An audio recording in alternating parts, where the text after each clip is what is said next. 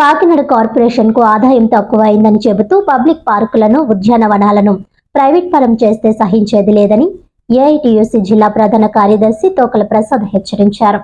ఈ సందర్భంగా గురువారం ప్రసాద్ మీడియాతో మాట్లాడుతూ ప్రభుత్వం నిర్వహించాల్సిన పార్కులను ప్రైవేట్ వ్యక్తులకు అప్పగిస్తే ప్రజలను ఇబ్బందులకు గురి చేస్తారని అన్నారు. వారి ఆదాయం కోసం పార్కులను ఇష్టానుసారంగా వాడుకుంటారని అన్నారు. కాకినాడ నగరంలో ప్రభుత్వ స్థలాల్లో కార్పొరేషన్ స్మార్ట్ సిటీ నిధులతో నిర్మించిన బీచ్ పార్క్, శిల్పారామం వంటి వాటిని ప్రైవేట్ వ్యక్తులకు అప్పచెప్పడంతో టికెట్ ధరలు పెట్టి ప్రజల నుండి ముక్కుపిండి మరీ వసూలు చేస్తున్నారని గుర్తు చేశారు. అదే విధంగా పార్కులను కూడా ప్రైవేట్ వ్యక్తులకు అప్పగిస్తే ప్రజలకు ఇబ్బందులు తప్పవన్నారు. ప్రైవేట్ వ్యక్తులకు అప్పగించవద్దని, ప్రభుత్వాన్ని కొనసాగించాలని, లేదంటే ప్రజల ఆధ్వర్యంలో ప్రజా ఉద్యమాలు చేపడతామని, ప్రభుత్వం అధికారంలోకి వచ్చి 18 మాసాలు గడుస్తున్నా ఏ విధమైన అభివృద్ధి చేయకపోగా ఉన్న పార్కులను ప్రైవేట్ వ్యక్తులకు అప్పగించడం దుర్మార్గ చర్య అని అన్నారు. కాకినాడ కార్పొరేషన్ కు ఆదాయం తక్కువైందని పబ్లిక్ పార్కులను, ఉద్యానవనాలను ప్రైవేటు వ్యక్తులకు అప్పగిస్తే ఆ ప్రైవేటు వ్యక్తుల ద్వారా కార్పొరేషన్కి ఆదాయం వస్తుందని జిల్లా కలెక్టర్ గారు తెలియజేస్తూ ఉన్నారు.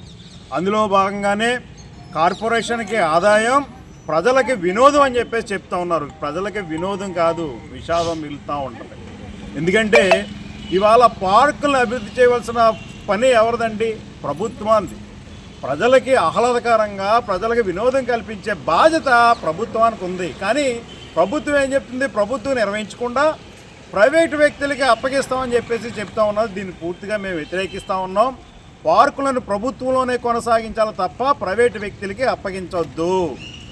పార్కుల అభివృద్ధికి ప్రత్యేకమైన నిధులు కేటాయించి అభివృద్ధి చేయాలని చెప్పేసి కోరుతా ఉన్నాం. ఇప్పటికే బీచ్ రోడ్లో ఉన్న ఎన్టీఆర్ బీచ్ పార్కు హరిత రీసెర్చ్ వాళ్ళకి ఇస్తే వాళ్ళు మనిషికి టికెట్ 40 రూపాయలు వసూలు చేస్తూ ఉన్నారు.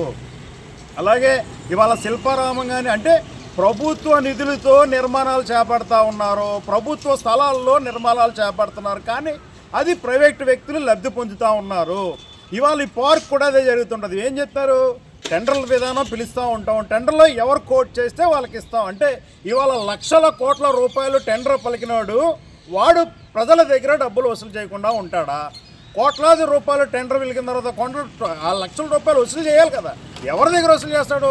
ప్రజల దగ్గరే వసూలు చేస్తూ ఉంటాడు. అందుకని మేమేం చెప్తున్నాం అంటే ప్రజల పార్కులు, పబ్లిక్ పార్కులని ప్రభుత్వంలోనే నిర్వహించాలి, ప్రైవేటు వ్యక్తులకి అప్పగించద్దని చెప్పేసి కోరుతా ఉన్నాం. ఇవాళ కార్పొరేషన్కి ఆదాయం చెప్పేసి నిల్లు అవుతుందని చెప్పేసి చెప్తున్నారు. కానీ ఇవాళ ఏ ప్రభుత్వం వస్తే ఆ ప్రభుత్వం కార్పొరేషన్ నిధులు వాడేస్తూ ఉంటే జీరో స్థాయికి లేకపోతే అధిక స్థాయిలో ఉంటుందా?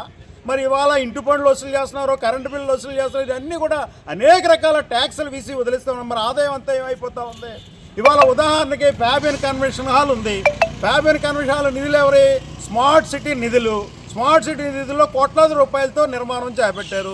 ఎవరికి ఇచ్చారు? ప్రైవేట్ పరం చేశారు. ఇవాళ ప్రైవేట్ పరం చేస్తూ ఉంటే వాళ్ళ లక్షల కోట్లలో వసూలు చేస్తూ ఉన్నారు. కానీ కార్పొరేషన్కి వచ్చే ఆదాయం ₹1,00,000 మాత్రమే వస్తూ ఉంది. అంటే ఇలాంటివన్నీ కూడా ప్రైవేట్ వ్యక్తులు చేత పెడుతుంటే కార్పొరేషన్కి వచ్చే ఆదాయం తక్కువ అవుతుంది. ప్రైవేటు వ్యక్తులు బాగుపడుతున్నారు, అభివృద్ధి చెందుతున్నారు. మేమేమడుతున్నాం అంటే కార్పొరేషన్ ఆదాయానికి మేము వ్యతిరేకం కాదు, మీరు చేయండి, కానీ ప్రభుత్వంలోనే కొనసాగించాలని చెప్పేసి ఒక పబ్లిక్ మ్యాన్గా మేము కోరుతా ఉన్నాం.